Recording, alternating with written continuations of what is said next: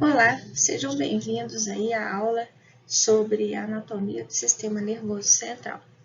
Bom, é necessário que antes a gente entre, nas estruturas morfológicas que compõem o nosso sistema nervoso central, lembrarmos de onde essas estruturas anatômicas ficam. Na imagem aqui à esquerda, nós vemos aqui a cavidade craniana e a cavidade vertebral. O encéfalo ocupará a cavidade craniana, ou seja, ele será protegido pela cavidade craniana, e a nossa medula espinal, ela será protegida aqui pela cavidade vertebral, que é formada pela sobreposição aí das nossas vértebras corporais. Então, aqui na imagem, a gente consegue ver o encéfalo, tá, ocupando a cavidade craniana, e a medula espinal ocupando aqui, sendo protegida pela cavidade vertebral. Nessa imagem seguinte, nós já conseguimos visualizar que o nosso encéfalo ele se divide aqui em cérebro, tá? Em cerebelo e no tronco cerebral que está localizado inferiormente e anteriormente, inferiormente ao nosso cérebro e anteriormente ao nosso cerebelo e a medula espinal, tá? Lembrando que todas as estruturas, que compõem aí o nosso sistema nervoso central, ele apresenta isso em sua constituição, a substância cinzenta ou marrom e a substância branca.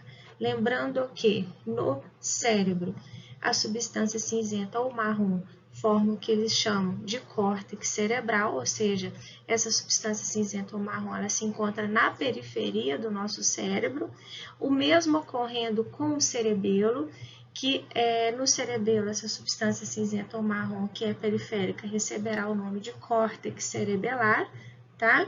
E na medula espinal essa substância cinzenta ou marrom ela vai estar localizada internamente, formando o que eles chamam, que a literatura chama de HU de borboleta.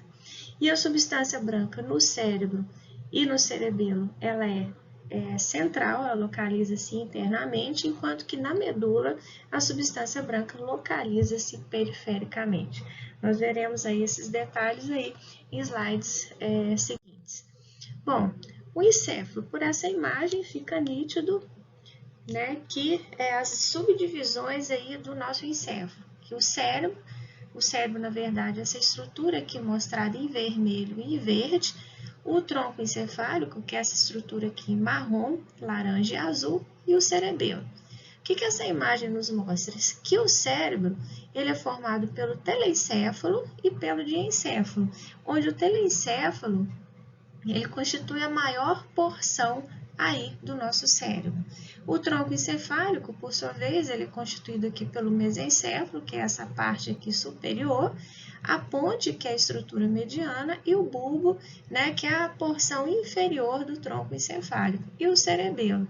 Então, a localização anatômica dessas estruturas, o cerebelo localiza-se inferiormente ao cérebro e posteriormente ao tronco encefálico, e por sua vez o tronco encefálico se localiza-se inferiormente ao cérebro e anteriormente ao nosso cerebelo. Lembrando que o nosso telencéfalo é constituído por duas massas, uma de cada lado, duas grandes massas, e o nosso diencéfalo uma estrutura ímpar e mediana.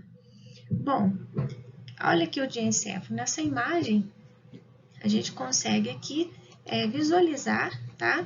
O nosso diencéfalo, que ele é constituído pelo tálamo, tá? Que seria essa região aqui arredondada, e pelo hipotálamo. Ou seja, o que é essa região que na verdade é o nosso diencéfalo? Mas o que me mostra até onde é o tálamo e aonde inicia o hipotálamo? Marquei em asterisco aqui essa estrutura que eles chamam de sulco hipotalâmico, tá? Tem até o asterisco aqui, é o sulco intertalâmico, aliás.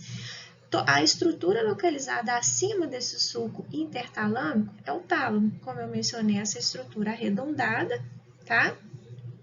E abaixo do sulco intertalâmico nós temos aqui o hipotálamo. Bom, o que se sabe? Que o tálamo relaciona-se à sensibilidade, tá? Ou seja, os estímulos sensitivos são enviados até o tálamo e o hipotálamo ele é uma estrutura relacionada aí ao nosso comportamento emocional e tem uma relação aí direta também com o controle motor aí das nossas vísceras. E o telencéfalo, como eu mencionei anteriormente, né, são duas massas aí, cada uma de cada lado, né, seria o hemisfério cerebral direito e o hemisfério cerebral esquerdo, tá? Constitui a maior parte do encéfalo, como já mencionado anteriormente também. E uma informação importante que o que divide, né, esse telencéfalo em duas massas cerebrais, em dois hemisférios cerebrais? Essa estrutura que eles deram o nome aqui de fissura longitudinal do cérebro. Ou seja, há essa divisão, tá? Onde essa fissura longitudinal do cérebro, ela desce até certo ponto aí do nosso telencéfalo, mas inferiormente esses dois hemisférios cerebrais, eles se conectam, tá? Através de uma estrutura que recebe o nome de corpo caloso. E nessa imagem aqui à direita, é possível visualizar que na fissura longitudinal do cérebro, desce, ou seja, invagina-se a dura mater, ou seja, a camada interna da dura mater, constituindo o que eles chamam de foice do cérebro. Ou seja, a dura mater, a camada interna, ela desce, invagina-se aqui dentro dessa fissura longitudinal e até chegar a essa estrutura que une os dois hemisférios cerebrais, elas formam o que eles chamam aí de foice do cérebro. Ou seja, um tecido conjuntivo que separa essas duas massas aí cerebrais em lado direito e esquerdo até determinado ponto aí do nosso telencéfalo, tá? O que apareceu aqui é o que eu acabei de mencionar. Bom, o telencéfalo, por sua vez, né, ele se divide nos chamados lobos cerebrais, onde desses lobos, 4 recebem o nome aí dos ossos que estão acima deles. Então, na região anterior, nós teremos aqui o lobo frontal, tá? Que no caso dessa imagem aqui seria esse rosa clarinho. Os lobos parietais, que apresenta-se aqui em roxo aqui clarinho, né? Que nós teríamos os lobos parietais direito e esquerdo. Nesse corte sagital aqui, ou seja, demonstrando aqui para nós o hemisfério cerebral direito, nós vemos aqui o lobo parietal direito. Em laranja, nós temos aqui os lobos occipitais, lobo occipital direito e esquerdo, e em verde, localizado aqui lateralmente, nós temos aqui os lobos temporais, tá? Então, de novo, lobo frontal, lobo parietal, lobo occipital e lobo temporal. Se nós rebatermos o lobo temporal, como nessa imagem aqui à direita, é possível visualizar o lobo insular, ou seja, o que significa isso? Que o nosso lobo insular, ele localiza-se internamente ao nosso lobo temporal, onde a literatura menciona que esse lobo insular só é possível ser visualizada após a retirada do lobo temporal, uma vez que durante o desenvolvimento do nosso sistema nervoso central, ele se desenvolveu em uma velocidade inferior a esses demais outros lobos que nós acabamos aí de discutir, tá? Então, resumidamente, né, se a gente for pegar essa imagem aí, a gente consegue notar, né, observar que cada lobo do nosso corpo relaciona-se sim a uma função específica, como por exemplo o lobo frontal, resumidamente, né, de uma forma assim bem resumida, ele se relaciona-se com o movimento, emoções e funções associativas. Enquanto o parietal, ele relaciona-se o quê? As sensações táteis, a sensibilidade. O lobo temporal, ele relaciona-se aí com a audição, o occipital com a visão e o insular com as sensações dolorosas. Há literaturas que consideram o sexto lobo, que seria o lobo límbico, localizado aqui logo abaixo e internamente aos lobos frontal e parietal. No entanto, né, esse lobo límbico, juntamente com o hipocampo né, que é essa estrutura em roxo aqui, e o giro parahipocampal, que é essa estrutura em verde, eles se denominam como sistema límbico, que se sabe hoje que é um sistema relacionado aí com o comportamento, né, do ser vivo, onde eles, em várias pesquisas, eles observaram que a partir, né, de uma lesão desse sistema límbico, o animal, né, ele começou a apresentar comportamentos anômalos, por exemplo, antes, né, com o sistema límbico íntegro, mediante, né, diante aí de um escorpião, o animal tende a correr. Após a lesão do sistema límbico, o animal ele não enxerga mais o escorpião como um animal que possa aí ameaçar a sua vida, ok? Se a gente voltar aqui, né, ao nosso telencéfalo, a gente consegue visualizar nitidamente que as nossas massas cerebrais elas não são estruturas lisas, ou seja, elas são compostas por giros e sulcos. O que seriam esses sulcos? É como se nós pegássemos aí o tecido cerebral, lembrando que o tecido cerebral é uma estrutura muito delicada, semelhante a uma gelatina. Então, é como se esse tecido ele se dobrasse, ele se invaginasse. Ou seja, o que seria o sulco? Seriam invaginações desse tecido nervoso, formando essas estruturas que eles dão o nome de giros, tá? Então, nós teremos aqui os giros, lembrando que cada giro tem seu nome, e entre esses giros nós temos os sulcos. Bom, há 3 sulcos que são necessários ser destacados, que é o sulco central, o sulco lateral e o sulco parieto-occipital, que separa o lobo parietal do lobo occipital. Por que é dado destaque a esses 3 sulcos? Porque são os sulcos que são mais visíveis e que geralmente são os mais encontrados aí, se nós observarmos aí os cérebros humanos. E os outros demais sulcos, né, eles são sulcos menos evidentes e que pode apresentar uma variação de um indivíduo para o outro. Tá? Então, nessa imagem aqui seguinte, depois eu volto na anterior, é possível nós visualizarmos aí esses sulcos, tá? E esses giros, tá? Que são que se formam entre cada um desses sulcos. Lembrando que a somatória desses giros, né, que são as saliências com sulcos, que são as reentrâncias, eles deram o nome aí de circunvoluções. Voltando ao slide anterior, não vou conseguir voltar nele aqui, se nós considerarmos aqui ó, o sulco central, que é o sulco que separa o lobo frontal do lobo parietal, destacam-se 2 giros, o giro pré-central, tá? E o giro pós-central. Ou seja, aquele giro imediatamente anterior ao sulco central, eles dão o nome aí de giro pré-central.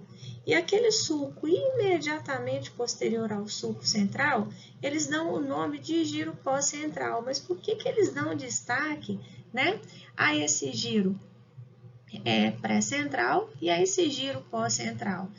A partir, né, de estudos, né, através de estudos em animais, através das experimentações feitas aí, né, na época de Hitler, através, né, das observações clínicas, observou-se que no giro pré-central localiza-se a maioria dos neurônios motores relacionados aos nossos movimentos voluntários.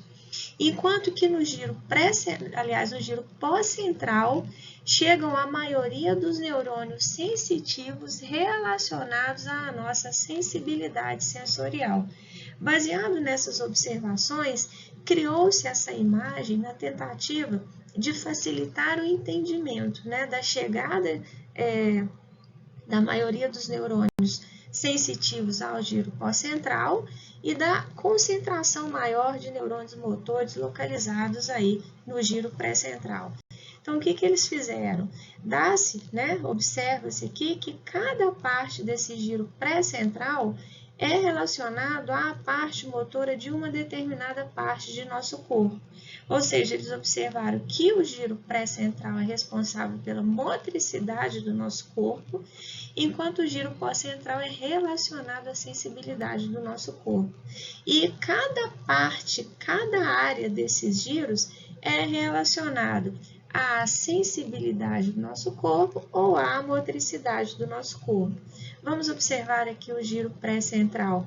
Nota-se que grande parte do giro pré-central relaciona-se à motricidade de nossas mãos, tá? À nossa expressão facial, à salivação, vocalização e mastigação, ou seja, onde nós realizamos movimentação fina, na expressão facial, tá? E nas mãos, né? Que eu não sei se vocês se lembram, que são os locais onde nós apresentamos grande número de unidades motoras ou unidades motoras pequenas, ou seja, é aquela região do nosso corpo, aquela musculatura esquelética dessas áreas do nosso corpo, elas recebem um grande número aí de neurônios motores, dando a elas a capacidade de realizarem aí movimentos delicados. E a mesma coisa acontecendo aqui no giro pós-central. Vamos observar aqui, ó, a grande área, né, desse giro pós-central relacionado à sensibilidade da mão, relacionado à sensibilidade aqui da parte superior da face, dos lábios, tá? Língua e faringe, que são locais aqui, por exemplo, onde a nossa sensibilidade é muito grande. Então, baseado aí nessas informações, desenvolveu-se, né, esse boneco aqui, que eles chamam de homúnculo de Penfield, tá?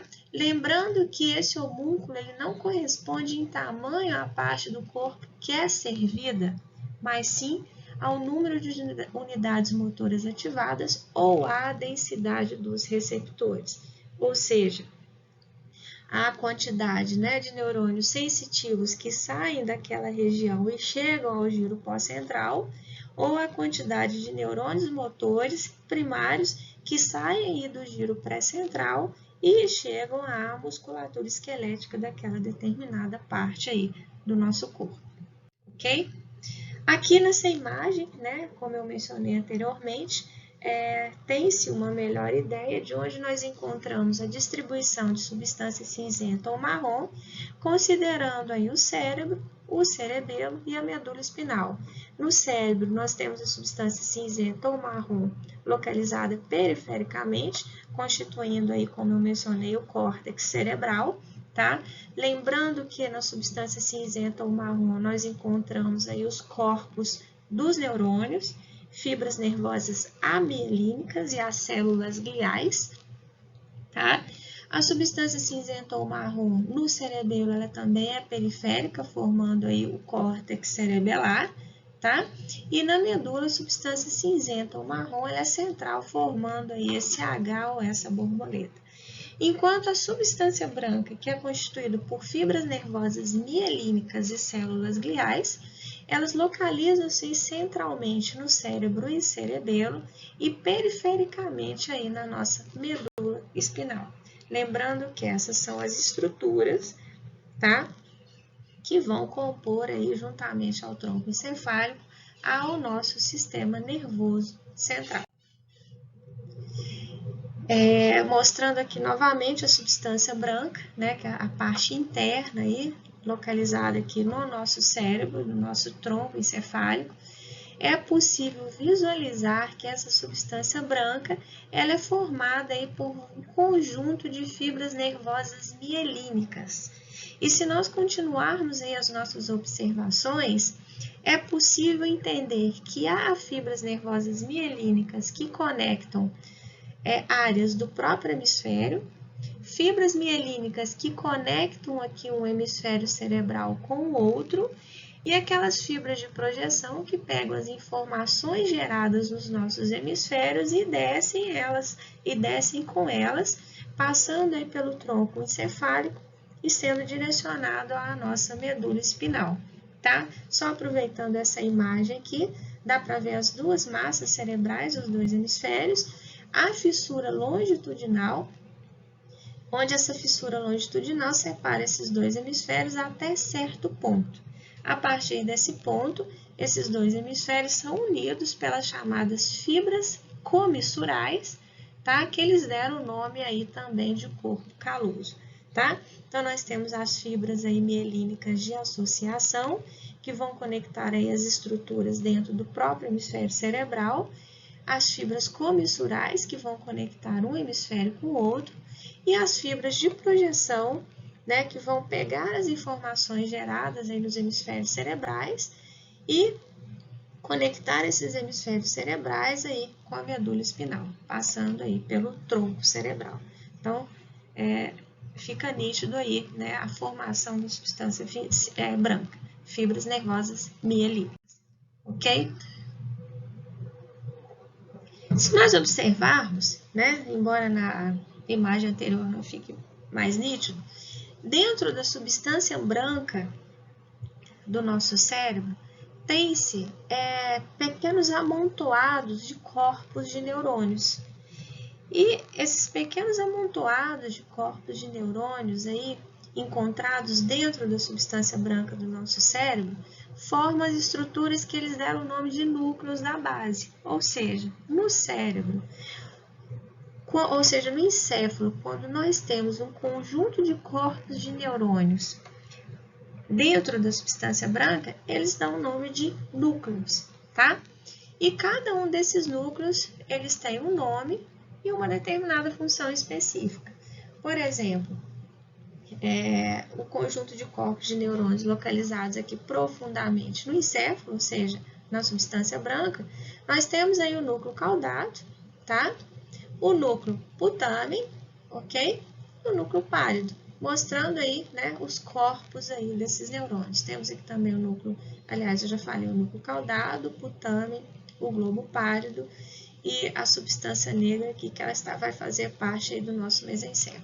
Então, esses núcleos, suas funções estão relacionadas aí com o controle fino dos movimentos, lembrando que eles vão atuar junto com as áreas motoras do nosso córtex cerebral, tá? Lembrando aí que a motricidade do nosso corpo, ela é controlada aí pelo nosso lobo frontal, mais especificamente aí o giro pré-central.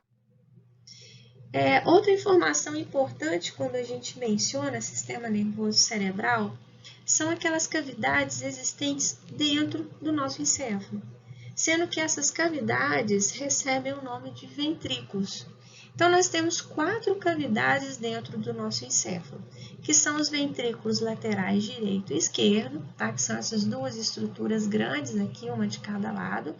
Temos o terceiro ventrículo, que é uma estrutura ímpar, localizado, sim, inferiormente aos ventrículos cerebrais, aos ventrículos laterais, aliás.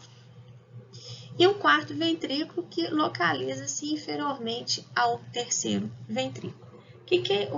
Qual que é a importância aí desses ventrículos? Primeiro, dividir o peso do nosso encéfalo, que quanto menor o peso aí do nosso crânio, menor a probabilidade com que o nosso crânio chegue primeiro ao chão, mediante aí, sei lá, a uma queda que a gente sofre. Uma outra informação importante que, se nós observarmos aqui nessa imagem, nós vemos essas estruturas representadas em vermelho, tanto aqui nos ventrículos laterais, quanto no terceiro ventrículo, como no quarto ventrículo. Essas estruturas em vermelho, elas constituem o que eles chamam de plexos coroides, tá? Que são estruturas responsáveis aí pela produção do líquor, ou líquido céfalo-raquidiano, ou líquido cérebro-espinhal. E, além disso, há uma conexão entre esses ventrículos, ou seja, os ventrículos laterais comunicam-se com o terceiro ventrículo através dos forames interventriculares, tá?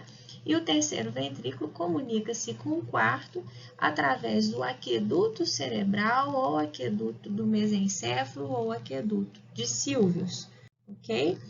Então, se nós observarmos mais detalhadamente aí os nossos ventrículos laterais, nós visualizamos aqui que ele apresenta um corno anterior, tá? Um corno posterior e um corno inferior. O terceiro ventrículo localiza-se medialmente e inferiormente a esses ventrículos laterais e se comunica com esses ventrículos laterais através dos forames interventriculares ou forame de Monro, tá? E o quarto ventrículo, ele localiza-se inferiormente aos ventrículos laterais e terceiro ventrículo e comunica-se com o terceiro ventrículo através do aqueduto de Sylvius ou aqueduto aí do mesencéfalo, tá? É o que eu já coloquei aqui. Mas por que é necessário que haja uma comunicação entre esses ventrículos? Porque dentro dessas cavidades, dentro desses ventrículos cerebrais, como mostrado no slide anterior, tem-se os plexos coroides, tá? Que são as estruturas responsáveis em produzir o líquor. Por que eles têm essa capacidade? Porque esses plexos coroides, na verdade, ele é constituído por projeções da meninge pia mater, tá? Juntamente com as células ependimárias, que é uma célula da glia que reveste internamente essas cavidades cerebrais, e essa junção dessas células ependimárias com essa pia mater, elas recebem muitos vasos sanguíneos, ou seja, são estruturas muito vascularizadas. Daí o fato, né, de elas serem representadas em vermelho aí nas imagens anatômicas. Como elas são estruturas altamente vascularizadas, elas apresentam uma grande quantidade de filtrar o sangue que passa por esses vasos sanguíneos, ou seja, são capazes de permitir com que o plasma sanguíneo passe, né, por elas, e parte desse plasma sanguíneo, parte desse sangue cai aí dentro dos ventrículos cerebrais, tá? E o que é mais importante? Os plexos coroides, os ventrículos laterais, produzem líquor. Esse líquor, ele passa ao terceiro ventrículo pelos forames interventriculares, que dá para ver aqui nessa imagem, tá? O líquor produzido no terceiro ventrículo se une, né, ao líquor produzido pelos ventrículos cerebrais, pelos ventrículos laterais que chegaram ao terceiro ventrículo pelos forames interventriculares, e, né, o líquor que se encontra aqui no terceiro ventrículo desce aqui para o quarto ventrículo, se misturando também com o líquor que é produzido pelos plexos coroides existentes dentro desse quarto ventrículo. Ou seja, mas por que que dentro aí dos nossos ventrículos cerebrais nós temos esses plexos coroides que têm a capacidade de produzir o líquor? Bom, o que se sabe? Esse líquor, ele deve ocupar o nosso espaço subaracnoide. Só que esse espaço subaracnoide, ele se encontra envolvendo externamente a nossa medula espinal e o nosso encéfalo. Aí vem a pergunta, se o líquor é produzido por essas estruturas existentes dentro do nosso encéfalo, como que esse líquor irá alcançar o espaço subaracnoide? Ele irá alcançar o espaço subaracnoide por essas aberturas laterais aqui, esses chifrinhos laterais aqui existentes aí no nosso quarto ventrículo, tá? E por essa abertura central, tá? Que é uma abertura aí que segue aí o nosso tronco encefálico e segue ao longo aí, longitudinalmente, a nossa medula espinal, tá? Ok. O cerebelo é uma outra estrutura aí, né, do nosso encéfalo. Como eu já mencionei anteriormente, ele situa-se posteriormente ao bulbo e à ponte, tá? E inferiormente aí ao nosso cérebro. Ele atua como coordenador dos movimentos da musculatura esquelética e na manutenção do equilíbrio. Como assim? A estrutura do sistema nervoso central responsável pelo controle, né, da contração entre músculos agonistas, antagonistas e sinergistas, esse controle é feito pelo cerebelo. Por exemplo, se ocorre uma lesão no cerebelo, a pessoa perde essa coordenação motora, que acontece exatamente em virtude do contração dos músculos agonistas, relaxamento dos músculos antagonistas e contração isométrica aí da musculatura de fixação, dessa musculatura sinergista, para manter aí a articulação na posição necessária. Morfologicamente, o cerebelo, ele apresenta essa estrutura, tá? São os dois aqui hemisférios cerebelares, tá? O hemisfério cerebelar direito e esquerdo. Entre esses hemisférios cerebelares, nós temos essa estrutura que eles dão o nome de vérmix, tá? Como se fosse, aqui ó, a gente tem o vérmix bem no meio aí dos cerebelos, desses hemisférios cerebelares. Por essa imagem, eles separaram aí os lobos dos cerebelos, né, que nós temos o lobo superior, né, o lobo rostral, ou anterior, aliás, e o lobo caudal ou posterior, aonde aqui eles representam aí em verde, tá? E aqui embaixo nós teremos aí o fóculo, nódulo flocular, aliás, seria o lóbulo flóculo nodular. Então, seria, na verdade, um lobo rostral, um lobo posterior e um lóbulo aí, fóculo nodular, tá? O tronco encefálico, por sua vez, como já mencionei anteriormente também, ele é dividido em três partes. Mesencéfalo, tá? Que é a parte mais superior. A ponte, ela tem exatamente esse nome porque ela está entre duas estruturas, ela faz uma ponte entre o mesencéfalo e o bulbo. E o bulbo aí, que é a parte mais inferior desse tronco encefálico. E essas três estruturas que compõem o tronco encefálico, elas são sede de várias funções ligadas aí ao controle das atividades involuntárias, tá? O bulbo, por exemplo, é relacionado ao controle do ciclo respiratório e do ciclo cardíaco. Nessa imagem aqui, num corte aí, transversal, a gente consegue ver aí o nosso mesencéfalo. Na verdade, o mesencéfalo é essa parte aqui anterior, tá? Posteriormente, aí nós temos aí o cerebelo. Então, a gente consegue visualizar aqui, tá? Que o mesencéfalo ele se divide nessas duas partes, que eles dão o nome aí de teto do mesencéfalo e pedúnculo cerebral, ou seja, a parte posterior seria o teto do mesencéfalo e a parte anterior, o pedúnculo cerebral, tá? O pedúnculo cerebral, por sua vez, ele se divide em tegmento do mesencéfalo e a base do pedúnculo cerebral, tá? E saindo aí do mesencéfalo, né, que anteriormente, vou aproveitar essa imagem aqui, sai o terceiro par de nervo craniano, que é o nervo óculo-motor, que é um nervo relacionado aí ao nosso sistema nervoso central, tá? Na região posterior aqui do nosso mesencéfalo, nós temos 4 bolinhas, que eles chamam de colículos, tá? Colículos superiores e colículos inferiores.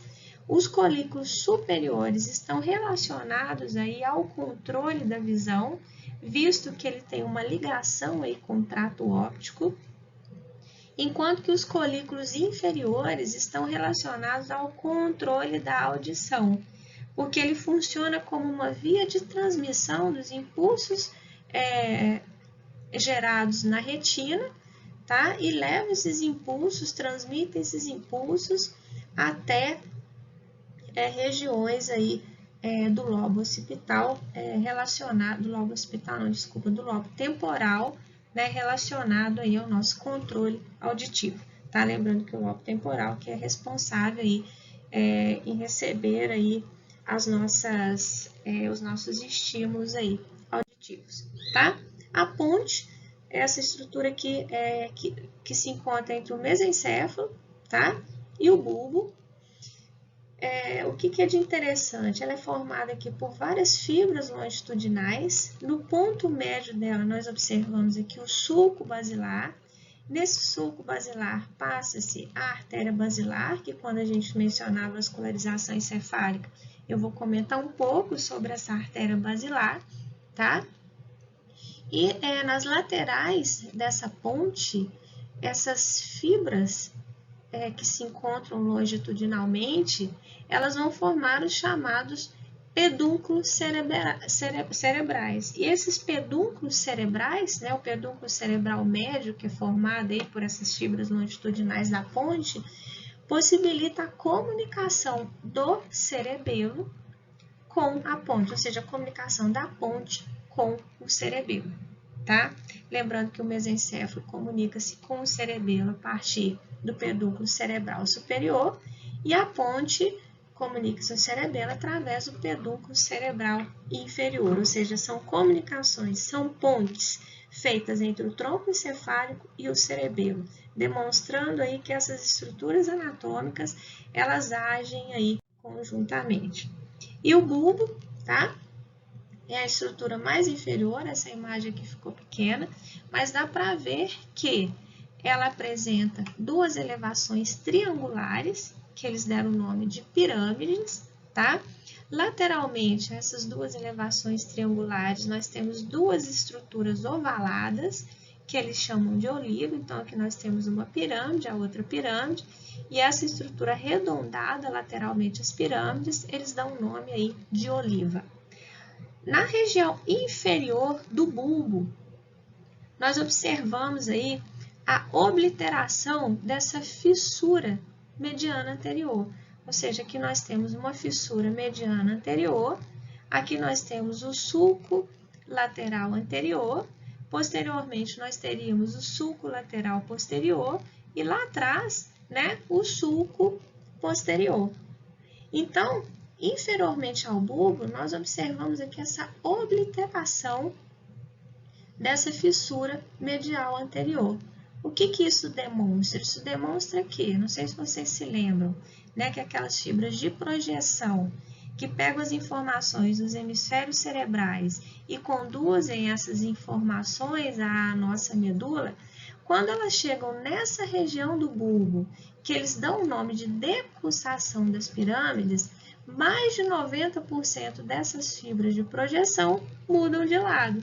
Ou seja, nós temos as fibras de projeção descendo do hemisfério direito, por exemplo, quando elas chegam nessa região, né, da decussação das pirâmides, elas cruzam para o lado esquerdo. A mesma coisa acontecendo com as fibras de projeção que descem do hemisfério esquerdo. Quando elas chegam nessa região da decussação das pirâmides, elas cruzam aí para o lado direito, tá? Então, o que a gente tem, né? Informação importante aí para a gente guardar, que nessa região da decussação das pirâmides, ela constitui o ponto onde as fibras de projeção, tá? Que são as fibras nervosas descendentes, são aquelas que descem dos hemisférios e se direcionam à medula, elas cruzam obliquamente aí o plano mediano, tá? O que é importante também, não sei se vocês já conseguiram observar, que nas três estruturas que compõem o tronco encefálico, tem-se origem aos chamados os nervos cranianos. Então, nós veremos aqui na aula seguinte que são 12 pares de nervos cranianos. O primeiro e o segundo pares, eles se originam na base do cérebro. No entanto, do terceiro ao 12º pares, todos se originam de onde? Do tronco encefálico, tá? Por exemplo, aqui, ó, não sei se vocês se lembram, que da parte anterior do mesencéfalo tem sua origem aqui o terceiro par, que é o nervo óculo-motor, tá? Na região lateral aqui da ponte, por exemplo, tem sua origem ao quinto par de nervo craniano, que é o nervo trigêmeo. Então, se nós ampliarmos essa imagem aqui, ó, cada um desses nervos aqui cranianos, eles têm um nome, tá? E 10 desses pares se originam aí do tronco encefálico. E uma outra informação importante, tá? Que principalmente na região bulbar, tem-se núcleos de nervos cranianos, tá? E os núcleos envolvidos no controle de funções vitais viscerais. Por exemplo, no bulbo, nós temos o que eles chamam de núcleo dorsal, núcleo motor dorsal do vago. O que significa aí? É que esse núcleo é nessa região do bulbo, né, que como eu mencionei, que quando nós temos o conjunto de corpos de neurônios dentro do sistema nervoso central, eles chamam de núcleo. Então, especificamente no bulbo, nesse núcleo motor dorsal do bulbo, tem-se os corpos dos neurônios pré-ganglionários do nervo vago, tá? Que a gente vai ver que 70% das fibras que compõem o nervo vago são fibras do sistema nervoso parasimpático, tá? E lembrando que o nervo vago, ele inerva aí todas as nossas vísceras torácicas e abdominais. Mas quando a gente entrar em sistema nervoso periférico, nervos cranianos, a gente tenta detalhar um pouco mais isso, essa informação. Bom, ok, resumidamente, nós falamos aí das estruturas anatômicas que formam o encéfalo. E a medula espinal? É uma estrutura, tá, que compõe aí também o nosso sistema nervoso central e, como mencionado anteriormente, ela ocupa a cavidade vertebral e ela é uma continuação do tronco encefálico. Dá para ver nessa imagem, a fissura longitudinal, hemisfério direito, hemisfério esquerdo, cerebelo, tá? Que nós temos o vérnix do cerebelo, tronco encefálico, mesencéfalo que está lá em cima, ponte e bulbo. A medula, ela é uma continuação do bulbo. E aqui nós temos o forame magno. Lembra? A gente tem a cavidade craniana, aquele forame localizado aí na base do nosso crânio tem-se o forame magno, né? E a transição de bulbo e medula espinal ocorre exatamente aqui no nível do forame magno. Então, no nível do forame magno, inicia-se a nossa medula espinal. Se nós tivéssemos aí uma medula, né, de um animal, nós não veríamos que essa medula ela é segmentada. No entanto, a literatura divide essa medula em 31 segmentos, onde em cada um desses segmentos se origina um par de nervo espinal. Além dessa informação, é necessário que a gente saiba que a medula ela não é uma estrutura arredondada. Ela é uma estrutura achatada antero-posteriormente, tá? E ela apresenta duas intumescências, a intumescência cervical e a intumescência lombar, ou seja, nas regiões cervical e lombar, essa medula espinal ela se torna mais larga, nos mostrando que nessas regiões há um maior número de corpos de neurônios, tá? Outra informação importante que a gente consegue tirar aí dessa imagem, a nossa medula espinal está sendo mostrada em cinza. Então, é nítido que essa medula espinal ela não ocupa todo o nosso canal vertebral, porque o nosso canal vertebral ele vem até o hiato sacral aqui dentro do nosso osso sacro, tá? Então, ela vem até aqui embaixo. Só que a nossa medula espinal ela vai somente até L1. O que isso significa? Significa que, segundo a literatura, até o 3º mês de gestação, medula e canal vertebral cresciam na mesma velocidade. No entanto, a partir do 3º mês, o nosso canal vertebral ele começou a crescer mais rapidamente que a nossa medula espinal, fazendo com que ao nosso nascimento, a nossa medula espinal chegasse apenas ao nível da primeira vértebra lombar, tá? O que nos indica também que na região superior da nossa medula espinal tem-se origem 8 pares de nervos cervicais. Na região torácica, 12 pares de nervos espinais torácicos. Na região lombar, 5 pares de nervos espinais lombares. Na região sacral, 5 pares de nervos espinais sacrais. Na região coxígea, de 1 nervo espinal coxígeo. Outra informação, como a nossa medula espinal é bem menor que o nosso canal vertebral, o que eles observaram? Que de C2 a T10, né, do segmento espinal, da medula espinal de C2 a T10, eles estão até o nível da 10ª vértebra torácica. Os segmentos medulares que correspondem aos nervos espinais lombares, eles estão localizados ao nível da 11ª e 12ª vértebras torácicas. Ao nível de L1, estão localizados, né, os segmentos medulares sacrais e coxígeo. Por que isso acontece? De novo, que a medula espinal é menor que o nosso canal vertebral. Outra informação, observa-se aqui que à medida que ela aproxima-se do seu fim, ela forma o que eles chamam de cone medular, tá? E abaixo, né, da medula espinal até o final do canal vertebral, forma-se uma outra estrutura que eles chamam de saco dural, tá? Então, da medula para baixo, ocupando aí o resto do canal vertebral, nós temos aí, né, a estrutura chamada saco dural, que na hora que eu falar sobre as meninges, vocês vão entender isso aí melhor, tá? Então, olha aqui de novo, nossa medula espinal, continuando o bulbo, terminando a nível de L1. No entanto, a nossa dura mater com a nossa aracnoide, ela reveste internamente todo o canal vertebral até o sacro, tá? E esse canal vertebral abaixo de L1, ele é ocupado aí pelas raízes nervosas e pelo filamento terminal. O que seria o filamento terminal? Uma projeção aqui da pia mater, tá? E esse filamento terminal, ele desce, tá? Junta-se com uma estrutura, um filamento aqui da dura mater, ele vai terminar aqui embaixo, preso ao cóccix, através do filamento coccídeo. Então, nessa imagem, o que eles fizeram? Aqui é uma medula, tá? De um cadáver. Aqui nós temos o final aqui da medula, o cone medular.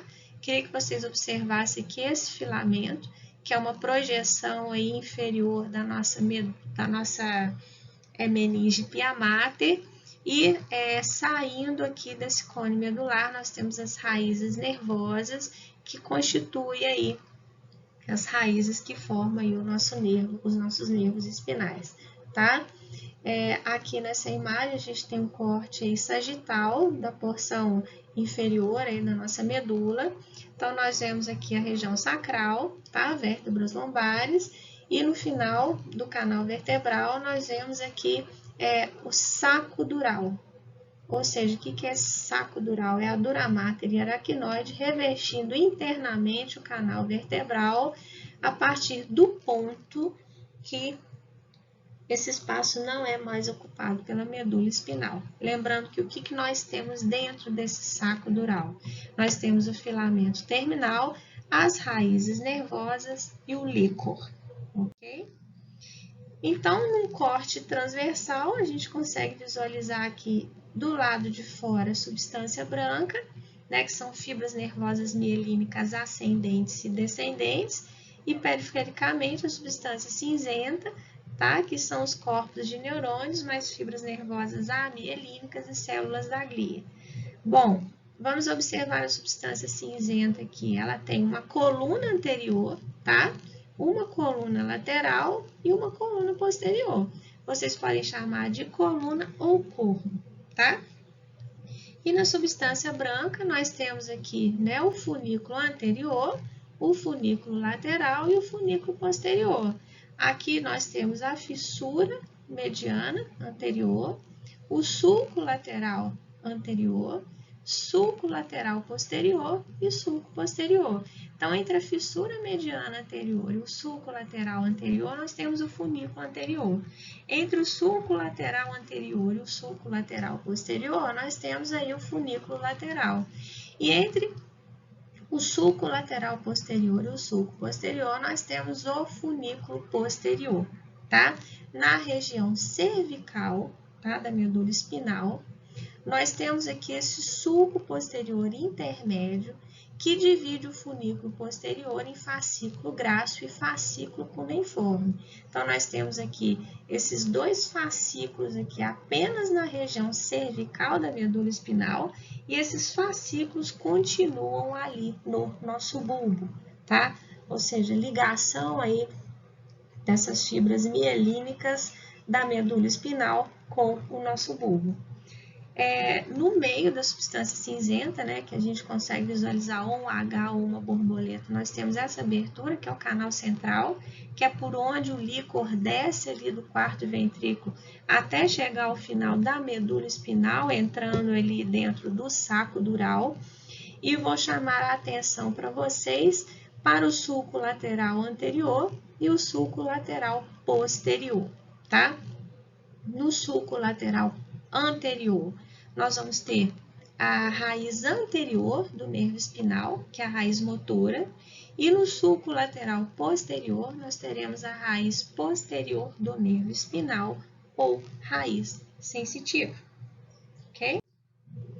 Bom, quais são as funções aí principais da nossa medula espinal? Bom, o encéfalo ele vai receber aquelas informações, né? Vai interpretar aquelas informações e mandar uma resposta.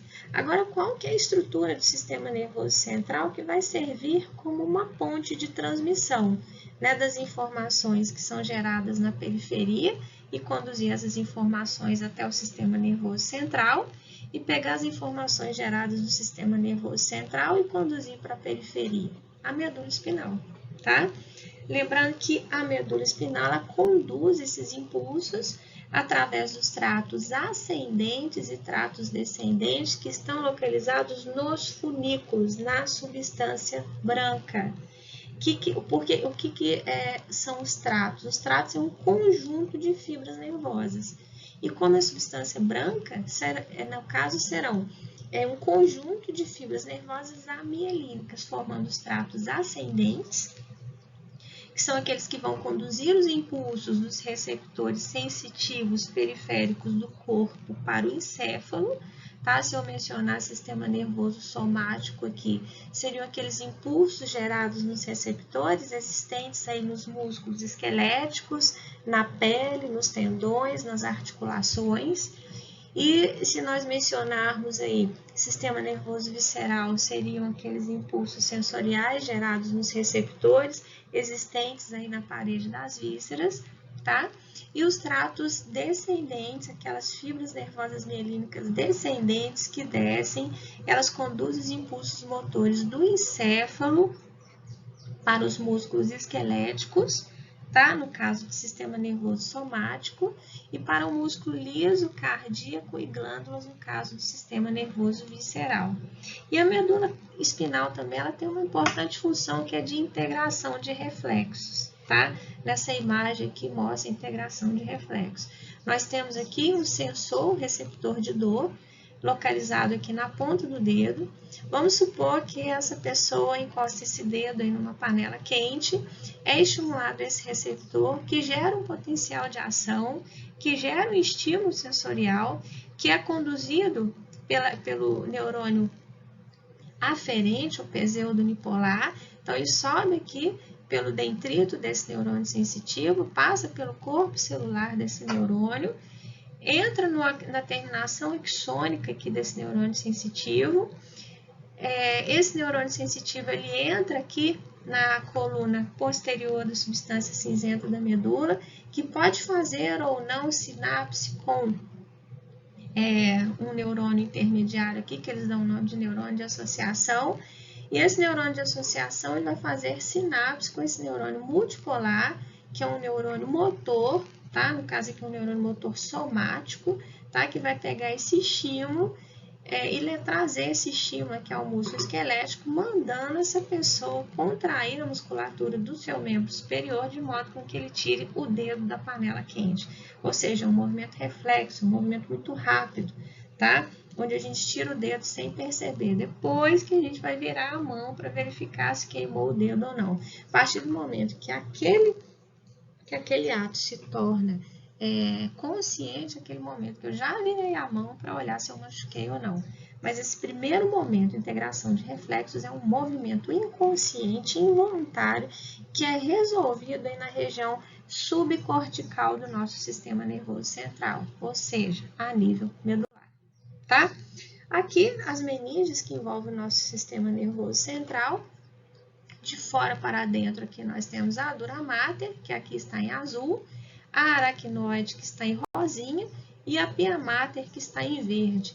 Onde a gente consegue notar aqui que a aracnoide ela emite projeções em teia de aranha em direção à pia mater, e essas projeções em teia de aranha exatamente aí para estabilizar, fixar a aracnoide mater, a pia mater. Tá?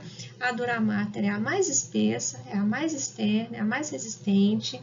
Lembrando que essas meninges são lâminas de tecido conjuntivo, cujo papel é reforçar a proteção, aliás, do sistema nervoso central, tá?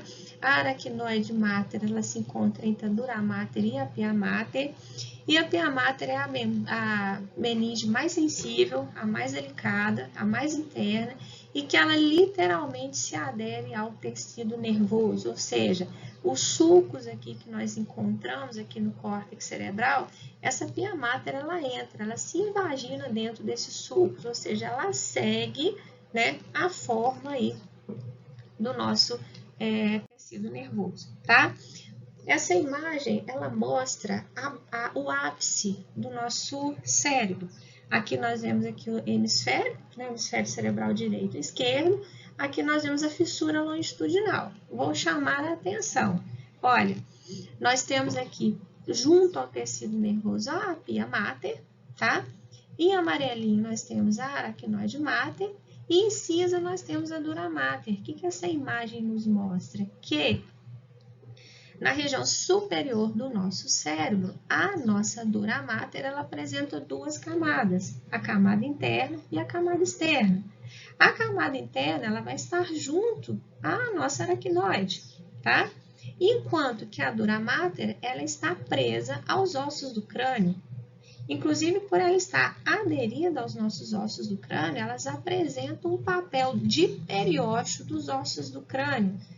Inclusive, né, segundo os estudiosos, quando a gente tem uma fratura dos ossos do crânio, a ossificação dessas fraturas é mais lenta, é mais difícil, porque quem, na verdade, faz o papel de periósteo dos ossos do crânio é a camada externa da dura mater, só que ela não apresenta boas propriedades osteogênicas, tá?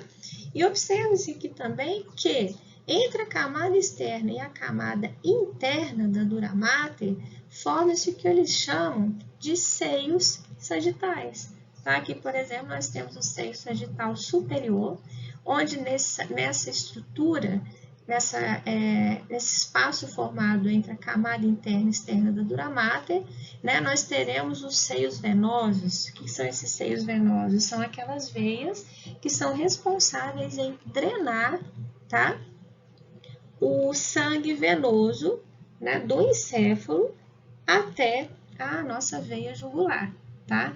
Que é uma veia periférica, ok? E aqui, só aproveitando a imagem também, nos slides iniciais, eu cheguei a mencionar aqui a foice do cérebro, tá? Essa foice do cérebro, na verdade, é uma invaginação da camada interna da dura mater aqui na fissura longitudinal do cérebro, tá? Só para chamar a atenção de vocês. E, de novo, é só na região superior do cérebro que a nossa dura mater apresenta duas camadas. Se eu vier aqui, ó, para a nossa medula espinal, nós temos apenas uma camada de dura mater, uma de aracnoide e uma de pia mater, tá? Inclusive, nessa imagem, a dura mater está representada em laranja e dá para observar que a dura mater, ela continua revestindo aqui as porções iniciais aqui dos nossos nervos espinais. E segundo a literatura, essa continuação, esse envolvimento das partes iniciais dos nervos espinais pela dura mater é para evitar o extravasamento aí do líquido, ok? E aqui de novo, aproveitando essa imagem, tá? A pia mater, ela termina a nível de L1, tá? Não sei se vocês se lembram. Terminou a medula espinal aqui, o cone medular, a pia mater continua como filamento terminal, só que revestindo internamente todo o canal vertebral, desce quem? Dura mater e aracnoide, tá? Lembrando que eles fazem uma analogia à dura mater como um dedo de luva, é como se nós tivéssemos aqui a medula espinal e a dura mater envolvesse aí a nossa medula espinal como se fosse uma luva envolvendo um dedo, tá? Há espaços, né, entre essas meninges, ou seja, o espaço existente entre o osso, né, tanto entre o crânio ou a coluna vertebral e a dura mater, eles dão o nome de espaço epidural ou extradural, né, espaço acima, fora da dura mater. O espaço entre a dura mater e a aracnoide, eles dão o nome de espaço subdural. Nesse espaço tem-se uma pequena quantidade de líquor, e essa pequena quantidade de líquor é exatamente para possibilitar aí a não aderência da dura mater com o aracnoide. Nesse espaço extradural e epidural tem-se uma grande quantidade de tecido de gordura e plexo venoso, que é uma grande quantidade de veias, né, recobrindo externamente a dura mater. E o espaço entre aracnoide mater e pia mater, nós temos o espaço subaracnoide, que eu já mencionei anteriormente, que é o espaço onde nós encontramos o nosso líquor, ou líquido céfalo-raquidiano, tá? O que é esse líquor, ou líquido céfalo-raquidiano, ou cérebro espinhal? Como já mencionado, ele circula no espaço subaracnoide e nos ventrículos. Lembrando que nós temos espaço subaracnoide, envolvemos toda a nossa medula espinal, e esse espaço subaracnoide vai até o final do canal vertebral e envolve também o nosso encéfalo.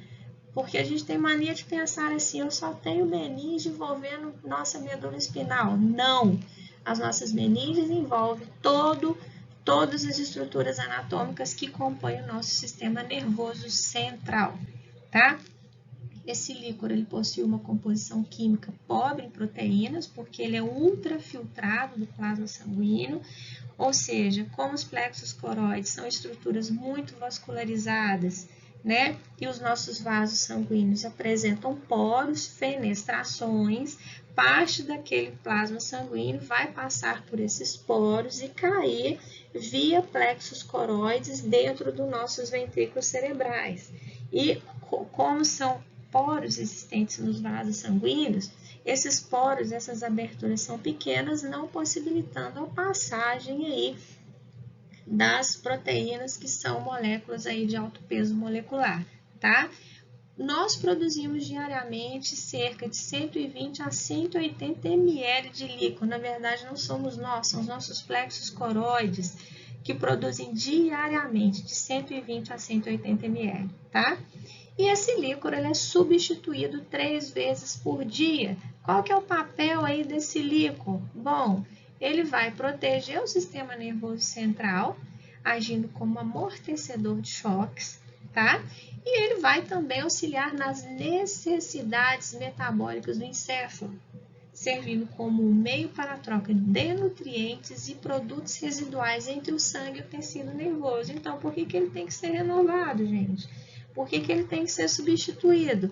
Porque o oxigênio e demais nutrientes chegam ao nosso encéfalo, né? Chegam ao nosso sistema nervoso central via líquor, tá? Então, se ele não fosse renovado, uma hora ele estaria cheio aí de produtos residuais, cheio de CO2 e pobre em nutrientes e pobre em oxigênio, tá? Mas aí vem a pergunta. Como que o líquor, que é produzido lá nos plexos coroides, que estão dentro dos ventrículos cerebrais, chega ao espaço subaracnoide? E como que esse líquor é substituído 3 vezes? Bom, novamente, nós temos aqui, né, os ventrículos laterais, tá? Nós teremos aqui o terceiro ventrículo, tá? Aqui. E aqui nós teremos o quarto ventrículo. Ó, quarto ventrículo, aqueduto de Silves, terceiro ventrículo, e aqui em cima nós teríamos aí, né, o ventrículo lateral aqui.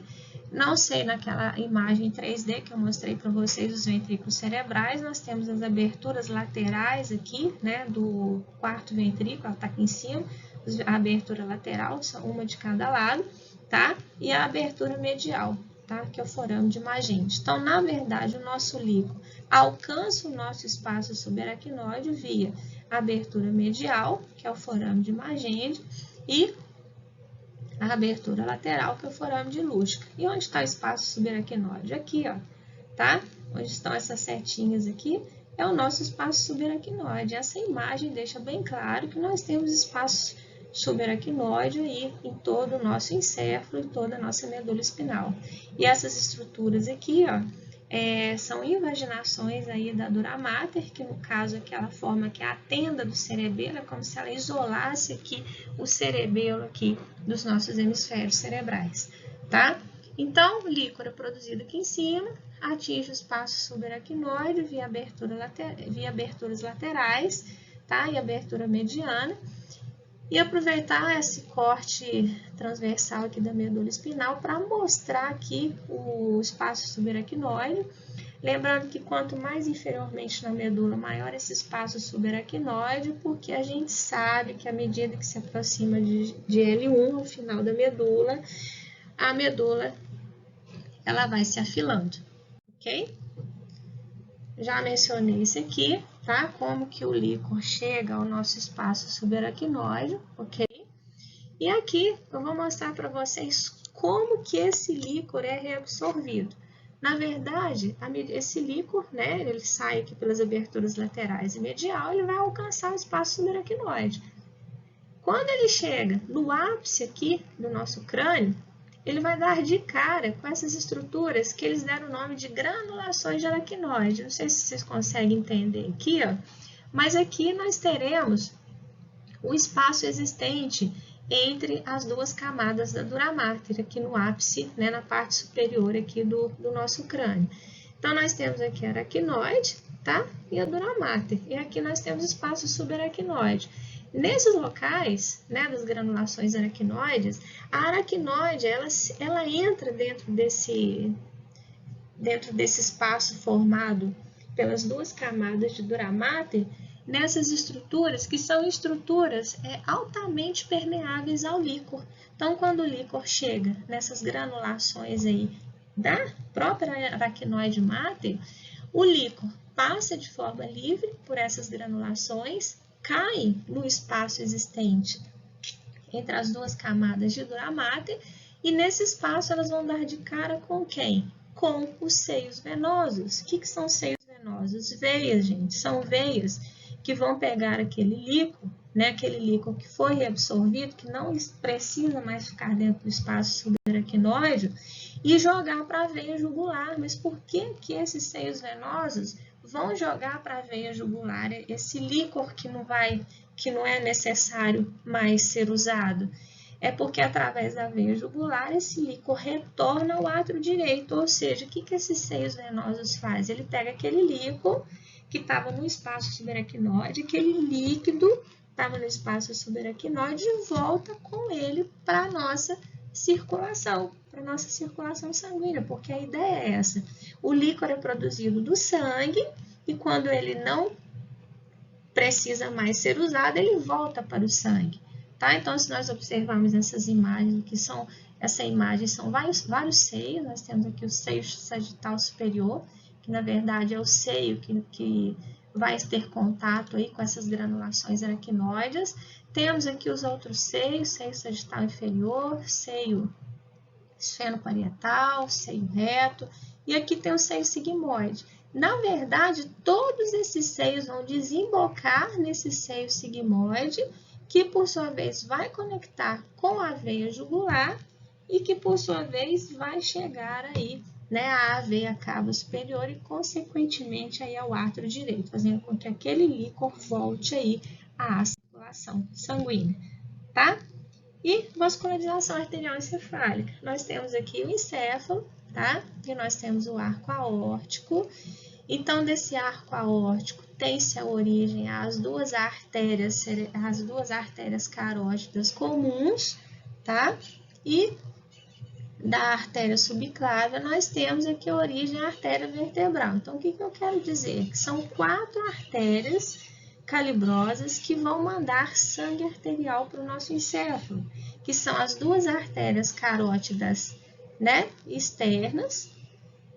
Aliás, são duas artérias carótidas comuns que vão se dividir em artéria carótida externa e interna. E a artéria carótida interna, ela vai entrar dentro do crânio através do forame carotídeo, tá? E são duas artérias vertebrais que irão entrar dentro do forame magno, subindo aqui pelo canal formado pelos forames transversos existentes nos processos transversos das vértebras cervicais. Então, se a gente for relembrar a anatomia de uma vértebra cervical, nos seus processos transversos, nós temos os forames transversos, que quando essas vértebras se sobrepõem, elas vão formar esse canal por onde, a partir de C6, da vértebra C6, essa artéria vertebral entra, sobe, entra no forame magno, tá? Quando ela passa em cima da ponte, essas duas artérias vertebrais vão se unir, formando a artéria basilar. Lembrando que essa artéria basilar vai passar ali no sulco basilar, existente no ponto médio ali da ponte.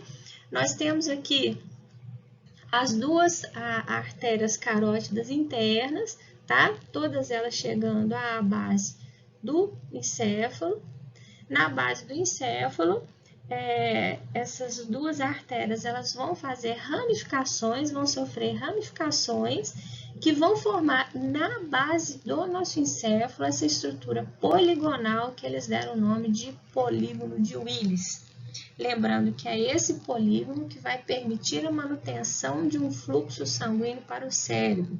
Então, dá para ver que a artéria basilar e a carótida interna emite, né, ramificações que formam esse polígono de Willis, e desse polígono de Willis saem várias outras ramificações para promover a vascularização arterial aí do nosso cérebro, tá? E do mesmo jeito que eu tenho vascularização arterial, tem que ter venose. Então, é que eles suspenderam as meninges, tá? E é visível, né, que o nosso cérebro, ele também tem uma vascularização venosa aí abundante. As veias do encéfalo não acompanham as artérias. Por que eu fiz essa observação? Porque quando a gente for discutir sistema cardiovascular, eu vou mencionar que geralmente uma artéria é acompanhada por duas veias, mas isso aí não acontece aí no nosso encéfalo. E essas veias, né, que estão aí na superfície do nosso encéfalo, elas irão drenar o sangue venoso para os seios da dura mater, que são aqueles seios sagital superior e inferior, aqueles que eu mencionei em slides, né, anteriores, e vai drenar esse sangue venoso para as veias jugulares, tá? Veias jugulares internas que desembocam na veia cava superior e, consequentemente, aí no átrio direito, tá? Aqui de novo eu mostrando aqui os seios venosos, lembrando que tudo vai chegar ao seio sigmoide, que está em contato aí com a veia jugular, tá? Aqui nós temos a demonstração aqui da veia jugular, tá? A representação inferior dos seios venosos, tá? O seio sigmoide aqui embaixo, entrando em contato aqui, tendo uma continuação aqui com a veia jugular, seio sigmoide, veia jugular, tá? Então, sobre o sistema nervoso central, basicamente é isso, tá? Espero que essa aula aí possa auxiliar vocês.